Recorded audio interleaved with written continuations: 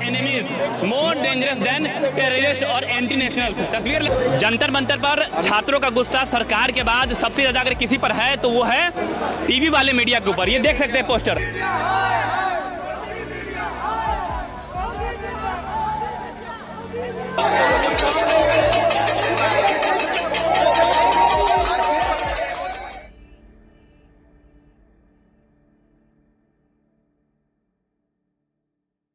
Media हा completely इरेलेव्हंट झाला आहे as far as this generation is concern.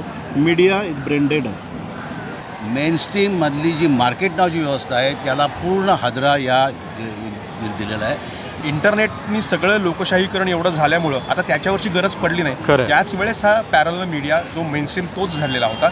हे नरेंद्र मोदीला का 25 कॅमेरा असल्यासुद्धा त्यांना असा का व्हिडिओ काढावा लागला? म्हणजे आधीच्या पिढींसाठी मोदी शहा हे रंगाबिल्ला होते, आमच्यासाठी ते कुच्चू आहेत. जंतर मंतरच्या आंदोलनानं जे दाखवून दिलेलं आहे ते अनेक अर्थांनी महत्त्वाचं आहे. मोदींच्या 24 वर्षांच्या नेतृत्वाच्या काळामध्ये म्हणजे जेव्हापासून ते गुजरातचे मुख्यमंत्री झाले त्याच्यानंतर आत्तापर्यंत एखाद्या आंदोलनाच्या दबावामुळे त्यांनी घेतलेला हा पहिला राजीनामा आहे. दुसरी गोष्ट म्हणजे या संपूर्ण आंदोलनामध्ये पराभव केवळ सरकारचा झालेला नाही आहे, पराभव एक प्रकारे मीडियाचा पण झालेला आहे.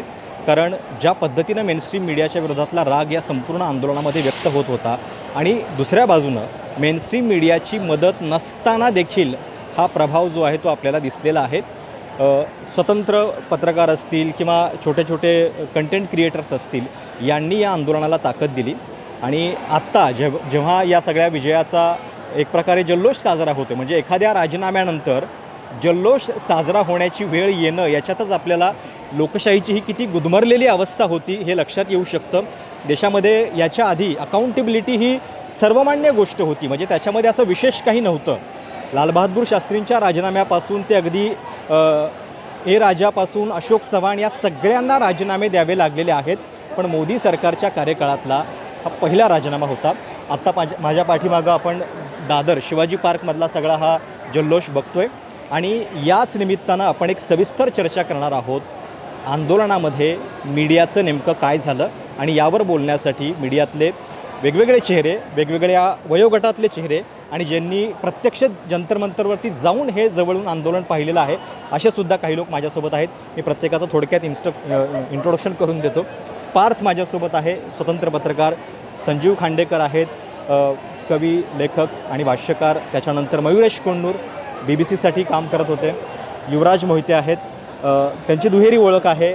थोडेसे आधीचे पूर्वाश्रमीचे पत्रकार, आता राजकारणी आणि सामाजिक पण हाडाचे पत्रकार म्हणूयात आपण त्यांना. आणि गौरव सर्जेराव मला वाटतं आमच्या सगळ्यांमध्ये जेनझीला कनेक्ट होणारा सर्वात जवळचा प्रतिनिधी आहे आणि मार्मिकसाठी त्यानं लिहिलेली जी कार्टून्स काढलेली कार्टून्स आहेत तीसुद्धा त्या आंदोलनामध्ये दिसलेली होती. त्यामुळं गौरव स्वतः जंतर मंतरवरती जाऊन पण आलेला होता. सुरुवात करूयात. पार्थ, तू स्वतः जंतर मंतरवरती गेलेला होतास. मेनस्ट्रीम मीडियाबद्दलचा हा जो राग आहे किती मोठ्या प्रमाणामध्ये तिथे दिसला आणि जे दिसलं त्याच्यावरनं मीडियानं काय शिकायची गरज आहे असं वाटतं? मीडिया शिकण्याच्या पलीकडे गेला आहे मेनस्ट्रीम मीडिया, त्यामुळे त्यांच्याकडून काही अपेक्षा माझ्या तरी नाही आहेत. तिकडे गेल्यावर मला एक लक्षात आलं की जो क्राऊड तिथे जमला होता ना त्यांच्या दृष्टीने मेनस्ट्रीम मीडिया इररेलेव्हंट झाला आहे. तिथे कोणीही 9 वाजता टी व्ही लावून बातम्या बघत नाही. तुमचे जे मेन चॅनल्स आहेत, झी न्यूज, इंडिया टुडे, आज तक, कोणीही ते चॅनल्स लावत नाहीत आणि सगळं त्यांचं जी न्यूज सोर्स आहे तो सोशल मीडिया आहे आणि इंडिपेंडेंट वेबसाईट्स आहेत. त्यामुळे तिथे जाऊन आपल्याला एक लक्षात येतं आणि त्यामुळे मला खूप आनंद झाला ॲक्च्युली की मेनस्ट्रीम मीडियाचा 0 इम्पॅक्ट होता या सगळ्यावर. आणि मेनस्ट्रीम मीडियानी खरं म्हणजे आपण अनेक आंदोलनं बघितली, शाहीनबाग असेल, फार्मर्स प्रोटेस्ट असेल, तर मीडियाचा रोल काय आहे? सोशल आंदोलनांना, सामाजिक चळवळींना आवाज देणं हे मीडियाचं काम आहे. पण आत्ताचा मेनस्ट्रीम मीडिया त्यांना फक्त काय डिफेम करण्याचं काम करत आलं आहे आणि त्यांनी ह्या आंदोलनातसुद्धा तोच प्रयत्न केला पण तो असफल झाला आणि तरीसुद्धा मोठ्या संख्येने लोकं आली. आणि आपण एक म्हटलं पाहिजे की हा जो विजय झाला आहे तो मेनस्ट्रीम मीडियाच्या डिफेमेशनच्या इनस्पाईट ऑफ दॅट झालेला आहे. आणि कारण इंडिपेंडेंट क्रिएटर्स, इंस्टाग्राम, यूट्यूबर्स ह्यांनी ते आंदोलन उचलून धरलं आहे आणि त्यामुळे मेनस्ट्रीम मीडिया हा कम्प्लिटली इरेलेव्हंट झाला आहे as far as this generation is concern. खरं. आणि म्हणजे शेतकरी आंदोलनामध्ये पण आपण हे बघितलेलं होतं की खालिस्थानी वगैरे ठरवताना जेव्हा स्वतः मीडियाच या सगळ्या भूमिका घेताना दिसत होता, तेव्हासुद्धा हा राग तिथं शेतकरी आंदोलनामध्ये दिसत होता. मेनस्ट्रीम मीडियाच्या जीवावरती हे आंदोलन जे आहे ते उभं राहिलेलं नव्हतं. तुम्ही पण जंतर मंतरला जाऊन आलात, 2-3 दिवस सगळी परिस्थिती तिथं बघितली. तुमच्या पिढीतली पत्रकारिता आणि आता इथं जी दिसतीये किती मोठी घसरण झालेली आहे. आणि जसं सांगितलं आता पार्थनं की आता न्यूज कन्झ्युम करण्याचे सोर्सेस बदलत चाललेले आहेत, तर त्याच्यामुळे सुद्धा एवढे हे बदल दिसत आहे. जो आता मीडिया आहे, ज्या मीडियातनं मी आलो, आम्ही करिअर केली, माणूस ब्रेनडेड झाला ना की श्वासोच्छ्वास चालला आहे म्हणून तो जिवंत असं म्हणतात, पण तो ब्रेनडेड असतो. मीडिया इज ब्रेनडेड आहे, फक्त श्वासोच्छ्वास चाललेला आहे. सरकारी जाहिरातींवर टिकलेलं आहे फक्त. हां, म्हणजे तेच श्वासोच्छ्वास आहे त्यांचा आणि काही पॅकेजेसवर चाललेलं आहे, पण हा ब्रेनडेड आहे. त्यामुळे मला असं वाटतं याच्याकडनं आता काही अपेक्षा नाही आहे आणि त्याला पर्यायी मीडियाने जागा घेतलेली आहे. कारण जेव्हा तुमचे विश्वास संपतो, तुम्हाला होप्सच संपतात, तेव्हा माणूस दुसरा पर्याय शोधतो आणि तो पर्याय आता मीडियाला मिळालेला आहे. दुसरी गोष्ट अशी आहे की आत्ता जंतर मंतरवर मी जे पाहिलं तर हा मीडिया क्रिएटिव्ह आहे. म्हणजे आम्ही जे बसून करायचो कॅमेऱ्यासमोर असं चेहरा एकदम असा गंभीर करून आम्ही बोलायचो, आता हे नाही राहिलेलं आहे. आता तुम्हाला ह्युमर पाहिजे, बरोबर, आणि तो ह्युमर लवकर कळतो. म्हणजे पूर्वी घाबरायचे लोक की एखाद्याला असं काही वेगळं बोलला व्यवस्थेच्या विरोधात की लगेच देशद्रोही, लगेच आहे. आता या मुलांना काय सांगितलं, चायना फंडेड आहे, सोरोस आहे, अमका आहे. आता मुलं त्याचे मीम करतायत. ते चायनाला पण हॅलो मी आता चहा प्यायलो, त्याचं पैसे भरा. म्हणजे आता या पद्धतीने याला तुम्हाला काउंटर करता येत नाही. बरोबर. या नव्या मीडियाचं आणखीन एक मोठं श्रेय काय आहे, म्हणजे मी या नव्या मीडियाला आणि आजच्या जनजीला मी सॅल्यूट करतो. पण या मीडियाचं श्रेय काय आहे? या मीडियाचं श्रेय आहे की त्यांनी पंतप्रधान मोदींना इन्स्टावर आणलं. हो, रात्री 12 वाजता माणूस जागा होऊन व्हिडिओ करतोय. म्हणजे ज्या मीडियाला त्याने हातात धरलं होतं, अजून सुधारणा करायची बरीच गरज आहे. म्हणजे ते लोक सांगतात, ते शिकवतात लोक, ते लहान लहान मुलं पण त्यांना शिकवतात. तुमचं नाक दिसतं, काही लोक म्हणतात तुमचे दात म्हणजे तुम्ही काय गुटखा खाता की काय, असं सगळं आहे, त्यांना शिकवतायत ते. प्रश्न एवढाच आहे की हे आता मोदींना कळलेलं आहे. बरोबर. मोदींच्या सोबत जे लोक आहेत, RSS आहे, हे जुनाट आहेत. आता ही सगळी यंत्रणा ते व्हॉट्सअप युनिव्हर्सिटीचे धुरंधर आहेत आता आणि त्यांना आहे, इन्स्टाशी लढाई करायची नाही, आहे. असं आहे, व्हॉट्सअप युनिव्हर्सिटीने यांना आणलं आणि इन्स्टा युनिव्हर्सिटी यांना घालवणार. संजीव सर, तुम्हाला एक वेगळा प्रश्न मला विचारायचा आहे. कारण या आंदोलनातली जी भाषा होती, काही पोस्टर्स असे होते की जे टी व्हीचे जे सेट नॉर्म्स आहेत, पत्रकारितेचे जे सेट नॉर्म्स आहेत, त्याच्यामध्ये आपण दाखवू शकणार नाही कदाचित, अशी भाषा त्या सगळ्या पोस्टर्सची होती. पण आता कदाचित हीच भाषा या पिढीची आहे. त्यांना म्हणजे ते लिबर्टीशी कॉम्प्रोमाइज करत नाहीत, त्यांना थेटपणे जे आहे ते बोलायचं आहे. तर अशी जी बदलणारी भाषा आहे, याच्याशी व्यवस्थेला, सरकारला सुद्धा आता येणाऱ्या काळामध्ये जुळवून घ्यावं लागणार आहे का? आणि जे घेणार नाहीत ते कालातीत म्हणजे मागं पडतील ते? निश्चितच आत्ता जी भाषा बदलली, म्हणजे अशा प्रकारची भाषा बदलण्याचा हा गेल्या 50 किंवा 60 वर्षातला दुसरा भाग आहे. पहिल्यांदा ज्यावेळी बदलली 1968, Woodstock movement, Beatles, Rolling Stones, Sex Pistols, one after another, याच्यामुळे इतकी त्यावेळी भाषा बदलली. इव्हन बॉब डिलन, कवितेची भाषा बदलली, सांगण्याची भाषा बदलली, प्रत्यक्ष काही व्यक्त करण्याची भाषा बदलली, आपले ह्युमरची भाषा बदलली. तऱ्हेतऱ्हेचं ह्युमर, म्हणजे ज्याला आपण नॉनव्हेज ह्युमर म्हणतो, तो मेनस्ट्रीममध्ये यायला लागला. अशा अनेक गोष्टी घडल्या. फॅशन, दुसरी गोष्ट, कपडे, फॅशन नावाच्या गोष्टीने एवढी मोठी क्रांती केली त्या काळात देखील आणि आताही करते. ती आत्ता आपण पाहतोय. भाषा म्हणजे नुसते शब्द नाही आहेत, भाषा अंगावरती पण असते. तुम्ही काय घालता, कसे वागता, कोणते गिअर्स वागता, झोमॅटोवरती ऑर्डर कशी करता, ते बॉक्स कसा येतो, एव्हरीथिंग इज लँग्वेज. आणि this entire language has change definitely. ही भाषा सध्याच्या राजकीय व्यवस्थेमध्ये अस्तित्वात नाही आहे. हा भाग आहेच. दुसरा भाग मला एक महत्त्वाचा सांगावासा वाटतो मेनस्ट्रीमच्या मीडियाच्या निमित्ताने, की मेनस्ट्रीम मीडियानी गेल्या काही वर्षामध्ये, विशेषतः गेल्या 10-12 वर्षामध्ये, 15 वर्षामध्ये एक स्वतःचं मार्केट तयार केलं होतं. त्या मार्केटला फॉर द फर्स्ट टाईम एक मोठा तडा गेलेला आहे. त्यामुळे मेनस्ट्रीमचे सगळे जे काही अध्वर्यू आहेत ते असे बसले असतील चष्मा लावून, की आता करायचं काय. बरेचसे लोक उतरले पण नाहीत, म्हणजे येऊ शकले नाहीत. आणि जे आले ते विदाऊट बूम, म्हणजे जी बूम एरवी ओळख असते ते लपवून त्यांना यावं साधं लागलं. उदाहरण सांगतो. आत्ता गेल्या 8 दिवसात घडलेलं. गेल्या 8 दिवसामधला New York Times, Wall Street Journal, Guardian, Telegraph, कुठलाही पेपर काढा, 8 दिवसाच्या पहिल्याचे 2 बातम्या बघा. त्या बातम्या स्पॉन्सर्ड वाटतात, प्लांटेड वाटतात, की अरे हां असं चाललं आहे वगैरे, मोदींचा अमुक तमुक. तिसऱ्या दिवशी त्यांच्या लक्षात आलं की हे कोणी विकत घेत नाही.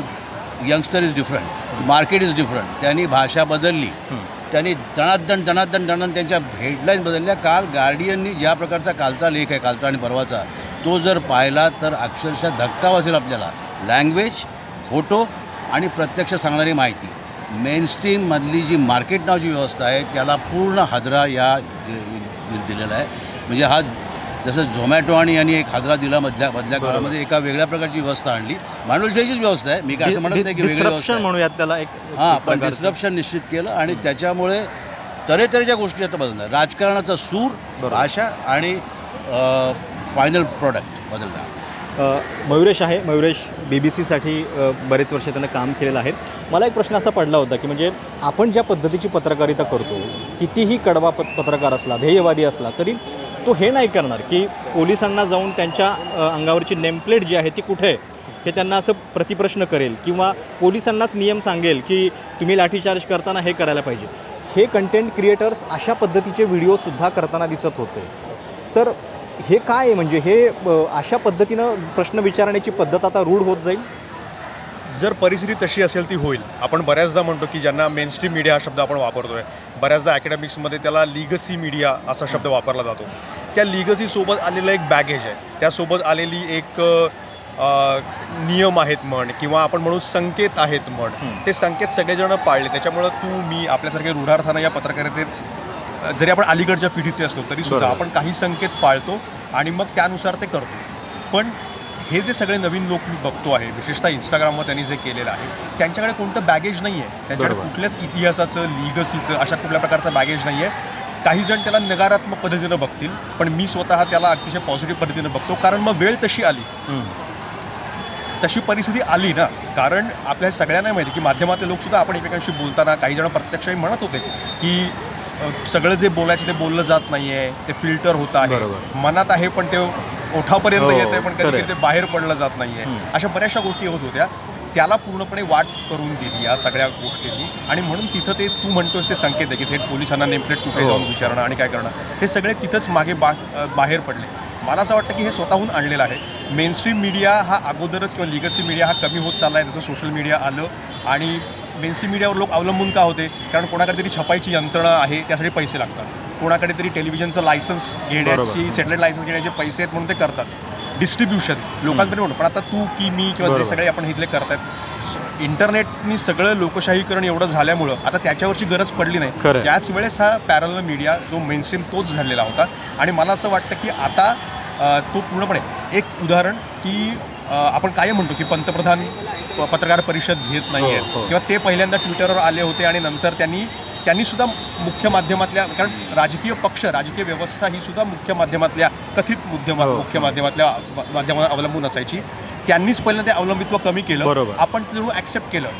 हे आंदोलन ते आहे की त्यांनी सामान्य लोक, आपल्याला असं वाटत होतं की अरे पण वाचक आपल्यासोबत आहे, ऑडियन्स आपल्यासोबत आहे, सोशल मीडियावरचे फॉलोअर्स आपल्यासोबत आहेत. आज त्यांनी सांगितलं की तेही आपल्यासोबत नाही आहेत. आणि त्याच्यामुळं आय थिंक लिगसी मीडिया किंवा मेनस्ट्रीम मीडिया त्यांच्या संकेतांसोबतच तो मागे बाहेर पडला. आणि म्हणून या मुलांना इथपर्यंत सुद्धा ही नेहमीच्या रिपोर्टिंगची व्याख्याच बदलावी. बरोबर. आणि त्यांच्यासोबत बॅगेज नाही आहे, यासोबत त्यांचं कॉर्डियल रिलेशन जे आहे ते त्यांना मेंटेन करण्याची गरज नाही आहे. म्हणजे कदाचित बातमीसाठी उद्या आपल्याला पुन्हा त्या पोलीस अधिकाऱ्याकडे जावं लागेल, आपलं एक रिलेशन मेंटेन करावं लागणार आहे. त्यांना त्याची काही फिक्र नाही आहे. त्यांच्यासाठी तो कंटेंट आणि त्या क्षणाची हे महत्त्व. बरोबर, ॲब्सोल्युटली. कुठल्याच प्रकारचे संबंध, कुठल्याच प्रकारच्या अवलंबित्व, एकमेकांवरचं अवलंबन काही गरजच नाही आहे त्याची. आणि मी त्याला पुढे जाऊन म्हणतो की तो एका प्रकारचा पॉलिटिकल करेक्टनेस आपण सगळ्यांनी आपल्यामध्ये आणला. ते पॉलिटिकल करेक्टनेस हे कधी भीतीचं कारण बनलं, ढाल बनली, हे आपल्यालाच कळलं नाही.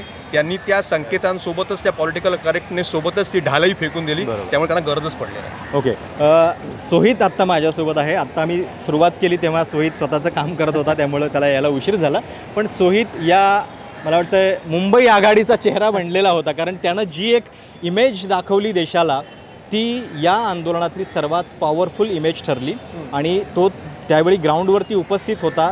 त्यामुळं या आंदोलनाची जी ताकद आहे मुंबईतली, विशेषतः की आंदोलन मुंबईत पण होतं आहे हे सगळ्या देशाला कळलं, जगाला कळलं. सोयीत आपल्या दोघांचा प्रवास सेम आहे. आपण मेनस्ट्रीम मीडिया सोडून हे सुरू केलेलं आहे. आता या मेनस्ट्रीम मीडियाच्या पलीकडं हे सगळं व्हायला लागलेलं आहे. आंदोलनामध्ये जे दिसलं मेनस्ट्रीम मीडियाबद्दलचा राग काय? बरोबर, नाही दिसलं ना, पहिल्या दिवशीपासूनच दिसलं. आणि काय झालं की रिपोर्टर्स बरे कसेही असू दे, ते बरे असणार, तरी तुम्ही वरती जाऊन जर सांगतायत की हे चायना फंडेड आहेत, पाकिस्तान फंडेड आहेत. आता इथे एक माणूस घेऊन आलेला, जर कोणी फॉरेन फंडिंग करताय तर माझा होम लोनचा प्लीज इंटरेस्ट भरा, तर त्याचं पण त्यांनी उत्तर काढलेलं आहे. आणि ही अख्खी जे मला वाटतं दररोज लोक येत राहिले आणि दररोज जे वाढत चाललं आहे ते फक्त सोशल मीडियावरती. आता पॉलिटिशियन्स येणार, ते क्रेडिट घेणार. मी तुम्हाला सांगतो 2 गोष्टी. एक, जे मुद्दा होता ते लोकांना कळलं, प्लस हे सोशल मीडियावर दररोज व्हायरल होत राहिलं.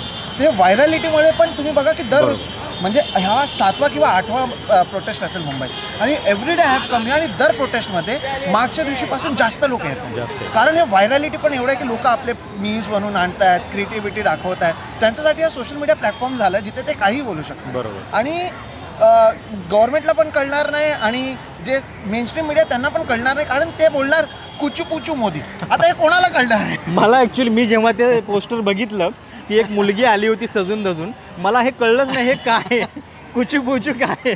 तर त्यांच्या स्वतःचं एक लँग्वेज आहे, त्यांच्या स्वतःचं एक आयडिया आहे ज्याचं ते काम करू शकतात आणि ते त्यांचा प्रॉपरली वापर करतात. सेकंडली काय, ते घाबरत नाही. मी तुम्हाला सांगतो, तो हर्षवर्धन कदम नावाचा तो पोरगा, त्याला पोलिसने उचलला, त्याला डिटेन केला. मग त्याला बोलला की तेरे बॅग में मैं 50 ग्राम डाल दूंगा पावडर, चलेगा.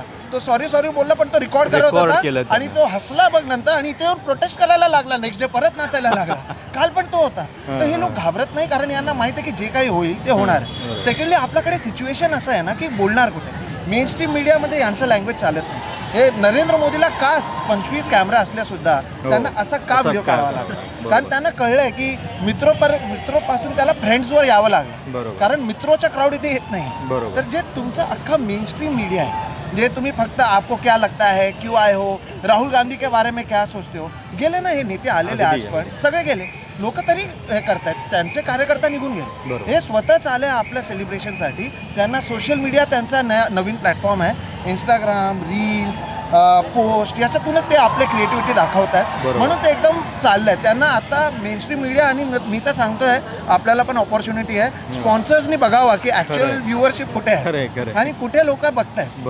मग त्याच्यातूनच कळलं पाहिजे की भविष्य काय आहे. हे आउटडेटेड झाले आहेत. तुमचे एजेंडा, तुम्ही लायसन्स घेतला आहे, तुमचे चॅनल्स आहेत, कोणी टी व्ही बघत नाही. सगळ्यांचं मोबाईलकडे त्यांचा वेपन आहे, त्यांचा मोबाईल फोन आणि त्यांचा कॅमेराच त्यांचा वेपन आहे. त्याच्यातून ते स्वतःच आपलं जे काही सांगायचं ते लोकांना सांगतात. तर हे मुंबईमध्ये मला बघितलं, पण तुम्ही बघा दररोज हजारोमध्ये लोक येत होते. कुठे मी ऐकला नाही कोणाचा फोन चोरी झाला आहे, कुठली बाईवर कोणी मोलेस्ट केलं आहे, कुठे कोणी काही पोलिसला मारलं आहे, काहीच नाही. हे आहेत ना डिसेंट लोक, हे डिसेंटच आहेत, चांगले फॅमिलीतून आले आहेत. तुम्ही का ऐकत नव्हता? आणि आता पण जे धर्मेंद्र प्रधाननी केलं आणि सगळे दाखवतायत की काल मी बघितलं अर्णब गोस्वामी सांगत होता की नाही तर अजून एक व्हायलन्स झालं असतं, हे झालं असतं. कुठे व्हायलन्स झाला? दररोज येतात, पोलिसला फुल देतात. पोलिसांनी हे पावडर टाकायचं, बदनाम करायला एक काहीतरी लेबल लागतं त्यांना, पण ते यावेळेला ते फेल झालं. आणि अजून एक जे मला कळलं, जे which was very good, Hindu मुस्लिम चालला नाही, जात चालला नाही, तुम्ही कोण आहे, कोणाला वोट देता, काही लोकांना फरक पडत नाही. हे त्यांच्यासाठी मोठी भीती आहे की आमचे जे एजेंडा आहे ते चालत नाही आहे जे टी व्हीमध्ये. तर हा म्हणून एक खूप पॉझिटिव्ह एन्व्हायरमेंट आहे मला वाटतं. आणि ॲट दी एंड सोशल मीडियाचा हा पहिला प्रोटेस्ट होता, जे गोदी मीडिया टी व्हीने जंतर मंतर पण दाखवला नाही, बट सोशल मीडियामुळे एक मंत्र्याची नोकरी गेली, त्याला जावं लागला. ही एक मोठी मला वाटतं की एक अचिव्हमेंट आहे याची. सोहित मिश्रा किती छान मराठी बोलू शकतो आणि इतक्या सलगपणे, म्हणजे तो एरवी फोनवरती माझ्याशी बोलतो पण एवढ्या सलगपणे मराठी अतिशय उत्तम बोललाय. पक्का मुंबईकर आहे हे त्यानं सांगितलंय. गौरव, हां एकच लँग्वेजचा प्रश्न विचारला तुम्हाला की यावेळी दुसरा एक मोठा फॅक्टर आपल्याला दिसतो, तो म्हणजे LGBT. फार मोठ्या प्रमाणावरती LGBT फॅशन, LGBT कपडे, LGBT स्लोगन्स, LGBT लँग्वेज ही या ठिकाणी होती, जी आत्तापर्यंत नव्हती. आम्ही जंतर मंतरवरती जिथं गेलो होतो, SFIचा जो कॅम्प होता, त्यांनी तिथं मोठ्या अक्षरात लिहिलं होतं धिस काय बॉक्स इज LGBT फ्रेंडली असं त्यांनी नमूद केलं होतं. दिस इज व्हेरी इम्पॉर्टंट. तर यामुळे याचा थांग पत्ता देखील या अस्तित्वात असलेल्या मीडियाचे बॉसेस असतील किंवा राजकीय बॉसेस असतील त्यांना बिलकुल नाही आहे. खरं आहे. आणि त्यामुळे राजकारण बदलणार आहे. बरोबर. गौरव आत्ता माझ्यासोबत आहेत. गौरव, तुझं एक जे कार्टून होतं त्याच्यावरनं बरेच म्हणजे अकाउंट बंद करण्याचा प्रयत्न झाला होता, केसेस करण्याचा प्रयत्न झाला, पण आता हे या आंदोलनानं दाखवून दिलं की शेवटी हीच भाषा तुम्हाला भारी पडते आणि तुमच्यापर्यंत सगळा राग पोहोचवते. सर म्हणजे काय की कार्टून हा एक ह्युमरचा प्रकार आहे आणि एक विसंगती आहे त्याच्यामध्ये. तर कॉक्रोच जनता पार्टीसोबत मी डे 1 पासून काम करतो आहे. म्हणजे I was doing officially cartoons आणि पोस्टर्स फॉर देम, म्हणजे ऑफिशियल पेजसाठी. तर या पिढीला ना सर ह्युमर खूप जबरदस्त कळतो. म्हणजे मी स्वतः जेनझीच आहे. तर या पिढीला ह्युमर इतका कळतो की जेव्हा CGI आम्हाला कॉक्रोच म्हणाले त्यावेळी अनेक मोठी लोक अरे तुम्ही तरुणांना कॉक्रोच कसं म्हणताय याच्यावरती लेख लिहित होते. आणि अभिजित सारखा तरुण त्याच्यावरती कॉक्रोच जनता पार्टी नावाचं एक विसंगती दाखवणारं पेज तयार करतो आणि लोक मुलं त्याला सपोर्ट करतात. त्या गोष्टीला 16 मेला त्यानं केवळ एक 6 शब्दांची पोस्ट केली होती.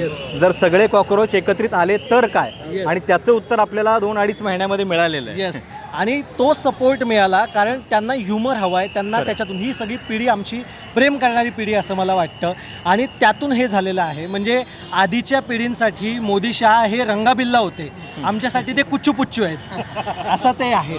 तर रंगाबिल्ला हा शब्द मला वाटतं गौरवच वापरू शकतो या जनरेशनचा. याच्यामध्ये काय माहिती आहे ना, 2 गोष्टी आहेत. मी आता 30-35 वर्ष पत्रकारितेत आहे, पण मी काय शिकलो तर 2 गोष्टी शिकलो. एक गोष्ट अशी की नवी भाषा काय आहे, कारण ही भाषा आम्हाला माहीतच नव्हती. आम्ही आपलं मराठी नीट लिहायचं, कारण मराठी माझी रोजीरोटी आहे, पण मराठीवर आम्ही. पण आता नवीन भाषा जी आली आहे, क्लिक इट हार्ड, अरे हे पोलीस दिसले की असं काही करायचं. हे लँग्वेज आहे ना, ही वेगळी. दुसरी गोष्ट मला असं वाटतं या नवीन पिढीला का सिरियसली घेतलं पाहिजे.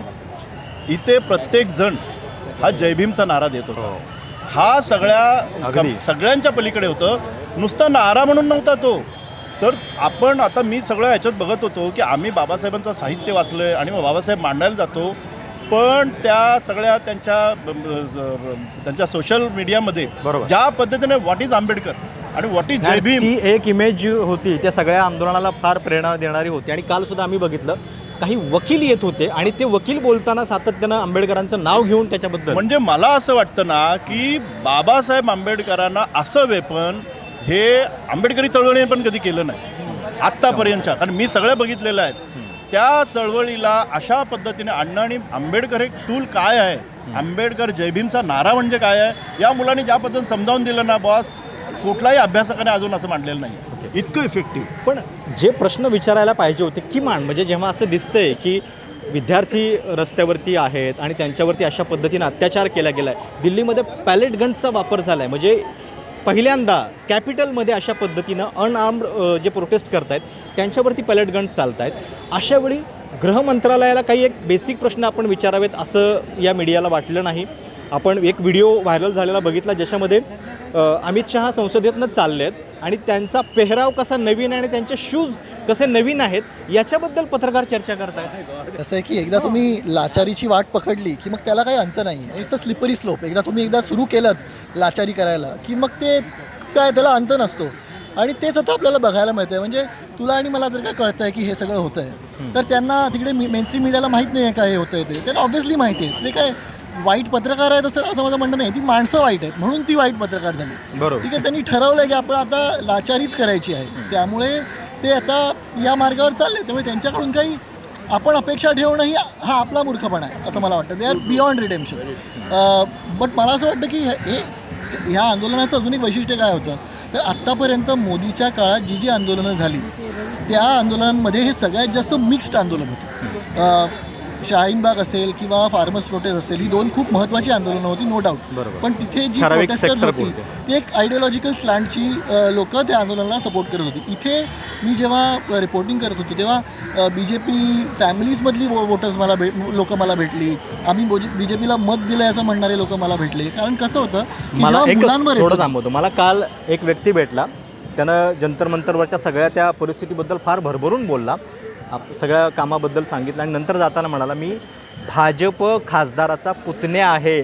मी म्हणजे अक्षरशः चाट पडला. आणि तो म्हणाला जाताना सांगू नका हे, पण मला विशेष वाटलं की घरच्यांना न सांगता तो त्या मध्ये सपोर्ट करायला आला होता आणि इतक्या जवळनं त्याला बघायची इच्छा झाली ते. नाही, कारण की ह्या जो 18 ते 25 हा जो वयोगट आहे तो एकतर सध्या इतका त्रासलेला आहे आणि दुसरी गोष्ट म्हणजे जेव्हा मुलं इन्व्हॉल्व्ह होतात ना तेव्हा आपोआप पालक इन्व्हॉल्व्ह होतात, मग त्यांचे नातेवाईक इन्व्हॉल्व्ह होतात, ते सेन्सिटिव्ह असतात, इमोशनल असतात, मग त्यांच्यावर मग व्हॉट्सॲप काम करणं बंद होतं.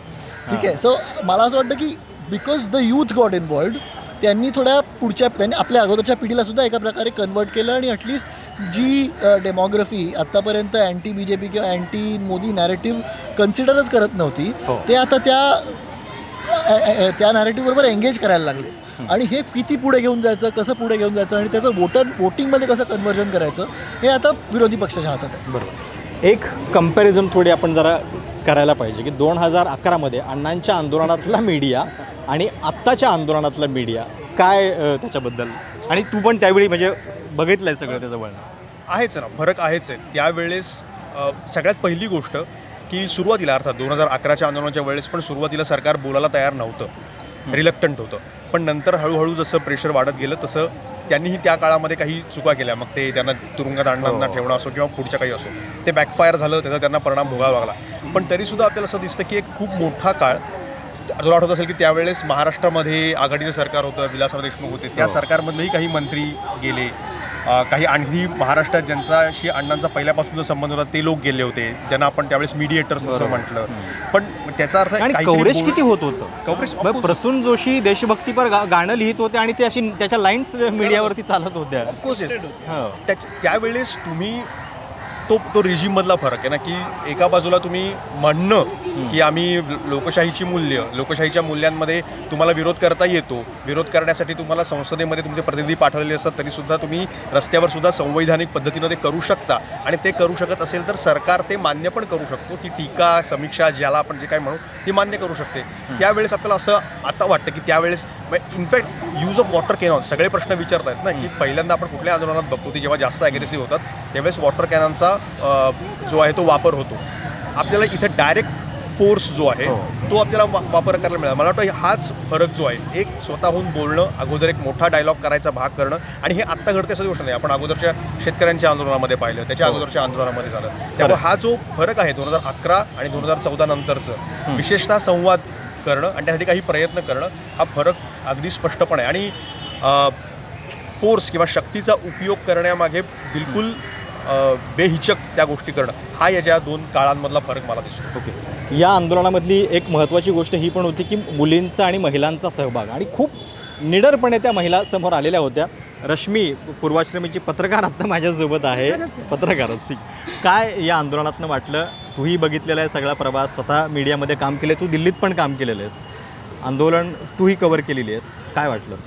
2010ला मला प्रकर्षाने आठवतं, 2010ला आम्ही अण्णा आंदोलन कव्हर केलेलं आणि मे बी अण्णाच्या कॅप तेव्हा पत्रकारांनी पण घातलेलं, मे बी अण्णा थोड्या वेळ रामलीलावर, जंतर मंतर. असं वाटलं की आपणही त्या क्रांतीत सहभागी व्हायला हो, कारण मी प्रामाणिकपणे सांगते, निखिल वागळे सर असतील, मला अजूनही आठवतं राजदीप सरदेसाई सर असतील आणि रवीशजी हे जंतर मंतरवर आलेले, आणि तेव्हा तहरीर चौक हा एक क्रांतीचं हे घडत होतं, तेव्हा सिम्बॉल मानलं होतं. आणि तेव्हा ते जंतर मंतरवर येऊन तेव्हा त्यांनी जेव्हा म्हटलं संपादकांनी तहरीर चौक झालाय जंतर मंतर, तेव्हा आमच्यासारख्या पत्रकारांना पण वाटलं हा आपण एका क्रांतीचा भाग बनतो. त्यातनं बाहेर यायला वेळ लागला आणि जेव्हा हे आंदोलन सुरू झालं तेव्हा तीच एक भावना होती की हे नेमकी काय होत आहे. पण प्रश्न असा आहे की आम्ही देखील तेव्हा बोलताना, टीका करताना, सोशल मीडिया तेव्हा नवीन आलेला, फेसबुकवर आपण व्यक्त होताना, सरकारविरुद्ध प्रश्न विचारताना बिनधास्त बोलत होतं. ही जनरेशन किती बोलणार असं वाटत होतं, पण ही जनरेशन म्हणजे विशेषतः मी जंतर मंतरवरती बघितलं, मुली इतक्या निडरपणे बोलत होत्या, घाबरत नाही आहेत अजिबात. म्हणजे त्या पद्धतीच्या ज्या शिव्या आहेत त्या आपण पण ऑफ द रेकॉर्ड बोलतो, ऑन रेकॉर्ड गोष्ट अशा शिव्या देतात आणि मुली देत आहेत आणि मुली घाबरत नाही आहे. आणि दिल्लीसारख्या ठिकाणी, म्हणजे मी पण मुंबईत जाऊन दिल्लीत राहिले, तर मला त्या गर्दीत जाताना, अण्णा आंदोलनात जाताना मलाही घाण वाटायचं, लोक हात लावत आहेत किंवा काही चोऱ्या होत होत्या. पण या आंदोलनात पोरी बिंदास उतरल्या होत्या आणि पोरींना सांभाळत होते, मुलींना कॉर्डन करून अरे तुम्ही बोला, घोषणा द्या. ही एक खूप वेगळी बाजू दिसली. म्हणजे मिलेनियल, मागच्या आंदोलनात मिलेनियल एवढी उद्रेकी किंवा असं आपण म्हणत होतो ना, अशी वाटत नव्हती अरेला कार्य करणारी. आता ही उद्रेकी वाटत होती, टिअर गॅस उचलून पण फेकत होती, सगळं करत होती. पण त्यातही एक चांगलं हे होतं की हात जोडून आंदोलन करत होती. एक प्रयत्न हा झाला, म्हणजे असं नाही झालं की या आंदोलनाला डिस्ट्रॅक्ट करण्याचा प्रयत्न नाही झाला. जर आपण मेनस्ट्रीम मीडियातले काही इंटरव्ह्यूज पाहिले तर याच्यामध्ये रिझर्वेशनचा मुद्दा आणण्याचा एक प्रयत्न हळूवार का पद्धतीनं होईना पण झाला होता. तर याच्यातनं अजूनही मीडियाला म्हणजे शहाणपण येत नाही आहे? अजिबात नाही आहेत, कारण त्यांना माहीत आहे आता की ज्यांना जे ॲड्स येत आहेत ते गव्हर्नमेंट ॲड्सच येते. आणि त्यांना माहीत आहे की ज्या दिवशी, आता मी सांगतो, हे मोठे मोठे लोक जे नरेंद्र मोदी ज्यांच्याकडे जाऊन इंटरव्ह्यू देत आहेत, तुम्ही त्यांच्या बॅलन्स शीट काढून बघा, किती लॉसेसमध्ये आहेत, किती लोकांना ते काढतायत, किती लोकांना पैसे कमी देत आहेत. पण हे एवढे लाचार झालं, त्यांना माहीत आहे की लोक बघणार नाही तर पैसे कुठून येणार. म्हणून जसं पार्थनी बोलला की लाचारी सुरू होतं तर ते डाऊन स्लोपच आहे. तर तेच करणार, कारण ते आता टूल किटच आहे. मला वाटतं टी व्ही आजच्या वेळेचा टूल किट आहे, म्हणून तिथे रिझर्वेशन आणा की या एक लोकांना फाडा. मी सांगितलं ना, म्हणून मला वाटतं की त्यांना रेझिग्नेशन का द्यावं लागलं. हिंदू मुस्लिम युनाईट होत आहेत, जातपात होत नाही आहे, जेंडर होत नाही आहे, लाडकी बहिणी जाऊन गाड्या थांबवत आहेत, तर तुमच्या 1500 रुपयाला ते थांबले नाही ना, घाबरले नाही. तर म्हणून ते मला नाही वाटत की टी व्हीचे लोक सुधारणार, कारण आज हे संपलं, उद्यापासून परत बघा तुम्ही सुरू होईल की कसं याच्यात पाकिस्तानचा अँगल आला तर 4 दिवसात आपल्याला कळणारच आहे. आणि त्यांचे सोर्सेस असतातच सगळीकडे, तर त्याचा पण काही होणार नाही, कारण त्यांना बघणारे लोक पण तेच आहेत. त्यांचा अख्खा एक इकोसिस्टम आहे, ते फक्त त्यांनाच हॅपी ठेवतात. पण त्यांना कळलं पाहिजे की जे लोक आहेत ते त्या इकोसिस्टमचा पार्ट नाही आहेत, ते इथे दिसले आहेत. खरं. तू जो फरक विचारलास की तेव्हाचा माध्यम आणि आताच्या माध्यमाचा फरक काय, तोपर्यंतच्या माध्यमामध्ये सगळ्यात चिंतेचा विषय होता तो पेड न्यूजचा होता. ज्याच्यामध्ये अशोक चव्हाण आरोप झाले, ते पुढे ती केस चालली, ते सुटले. तो सगळ्यात मोठा ग्रेव्ह पत्रकारितेच्या भविष्याबद्दल चिंता होता. आजची जर आपण परिस्थिती बघितली आणि आज जे प्रश्न तयार झाले सगळ्याच माध्यमांसमोर, ते आता त्याच्या तुलनेमध्ये तो प्रश्न काय तुम्हाला दिसतो इकडनं, म्हणजे तो आता विस्मरणातच गेलाय. त्याचे वेगवेगळे प्रकार शोधले जात आहेत आता, म्हणजे पेड न्यूजचे. म्हणजे तेव्हा शरम वाटत होती की माणकी हे गोष्ट उघडकीस आल्यानंतर आता ते करण्याची पद्धत बदललेली आहे. मला वाटतं आता पूर्णपणे ते जसं ते इन्स्टिट्यूशनलाइज डीके जो आहे तोच तुम्हाला त्यावेळेस ते एक उदाहरण दिसत होतं आणि ते खूप त्याला मोठं वाटत होतं. आता म्हणजे ते डबक्यापेक्षाही छोटासा खड्डा वाटावा. आणि खरं आता परिस्थिती काय, मीडियाबद्दल बरीचशी चर्चा झालेली आहे. फक्त जाता जाता प्रत्येकाकडनं मला या जेनझीबद्दलची तुमची प्रतिक्रिया थोडक्यामध्ये, काय या जेनझीबद्दल तुमची आधीची प्रतिमा काय होती आणि आता काय वाटतं? नाही, मी खरं सांगू का, क्रिएटिव्हिटी आहे ना, ही क्रिएटिव्हिटी मी आधीपासून बघत होतो या सगळ्या, कारण माझाही मुलगा आहे आणि घरामध्ये आपण कसं बदलायला पाहिजे. मला असं वाटतं की या जेनजीने आमच्या जेनेक्सला बदललेला आहे. आणि हा त्यांच्यातला खूप मोठा भाग आहे. त्यांची भाषा त्यांच्याशी जमवून घेणं, त्यांना समजून घेणं, मुळात हा खूप मोठा भाग आहे. दुसरी भाग असा की ती मूर्ख नाही आहेत, ते इंटेलिजंट आहेत. आपण त्यांना खूपच असं कमी लेखतोय, तसं नाही आहे. ते त्यांना पूर्ण जगाचा एक आवाका आहे आणि त्या जगामध्ये आपण कुठे आहोत ते एक निराश नाही आहेत. ते कुठेही पद्धतीने कॉम्पिटिशन त्यांची वेगळीच आहे. सो मला असं वाटतं की आत्ताची पिढी आहे ना, यांना जे त्यांची समजा खिल्ली उडवत असतील किंवा त्यांना कमी लेखत असतील ते मूर्ख आहेत. काय जेनझीबद्दल एका शब्दात वर्णन करेन, फिअरलेसपणे म्हणजे ज्या पद्धतीने त्यांनी नारे दिले आहेत, जे नारे मी ऐकले दिल्लीला, मुंबईला, जे पोस्टर्स आणि होर्डिंग्स बघितली, तर मला असं वाटलं की इतकी वर्ष आपल्याला सांगितलं होतं की या सरकारला आपल्याला घाबरायचं आहे किंवा या माणसाला आपल्याला घाबरायचं आहे. मला असं झालं, गेली कुठे आपली भीती, गेली कुठे तुमची भीती. सो फिअरलेसनेस हा त्या जनरेशनचा माझ्यामध्ये USP आहे. काय तू तर या पिढीचाच आहे, स्वतःबद्दलच सांगा जेनझीबद्दल. मला असं वाटतं की आमचे प्रश्न भरपूर आहेत, सगळे प्रश्न संपलेले नाही आहेत. आणि या गव्हर्नमेंटने आम्हाला सवय लावली आहे प्रोटेस्ट करण्याची, निदर्शनं करण्याची, रस्त्यावर येण्याची, ज्याच्याबद्दल मी त्यांचे आभार मानतो. आणि आम्ही इथून पुढे आमच्या प्रत्येक प्रश्नासाठी, स्वच्छ हवा असेल, स्वच्छ पाणी, स्वच्छ शिक्षण असेल, त्यानंतर स्वच्छ गव्हर्नन्स असेल, सगळ्या गोष्टींसाठी आम्ही रस्त्यावरती येऊ, त्या लोकशाही मार्गाने या गोष्टी मागू. आणि त्याच्यासाठी आम्ही निर्भय आहोत याच्यामध्ये. आणि जसं पार्थ म्हणाले की फिअरलेस आहोत आम्ही.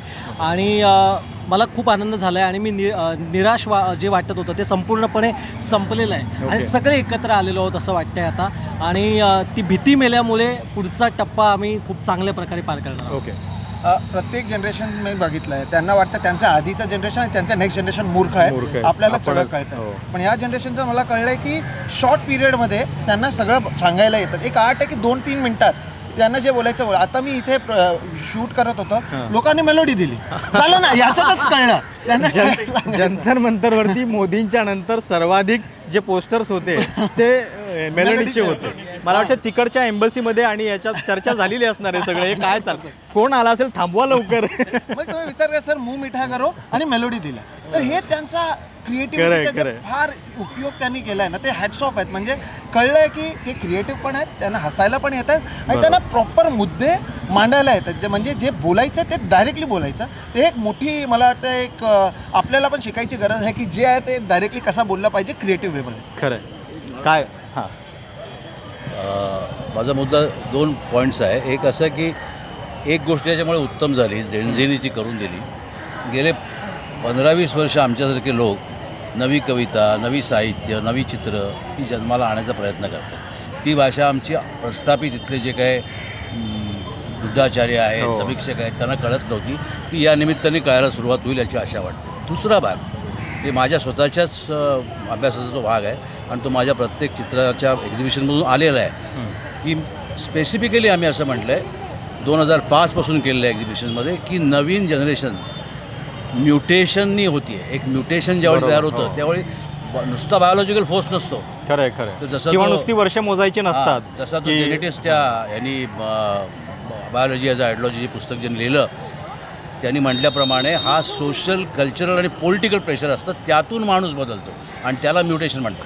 तर ते म्युटेशन आत्ता होतं आहे असं आम्ही गेले 20 वर्ष सांगतो आहे. ते म्युटेशन आत्ता झालेलं दिसतं आहे आम्हाला आणि त्याचा मला स्वतःला आनंदही होतो आहे आणि एक नव्या पद्धतीची संस्कृती या ठिकाणी निर्माण होणार यात शंका मला वाटते. नरेश, क्लॅरिटी, ॲब्सोल्यूट क्लॅरिटी आणि स्पष्टता हे मला जेन्झीबद्दल वाटतं. मी हे मला मानायला बिलकुल कमीपणा वाटत नाही. खरं तर वाटतो, पण स्पष्ट सांगायला पाहिजे की माझेही पूर्वग्रह होते.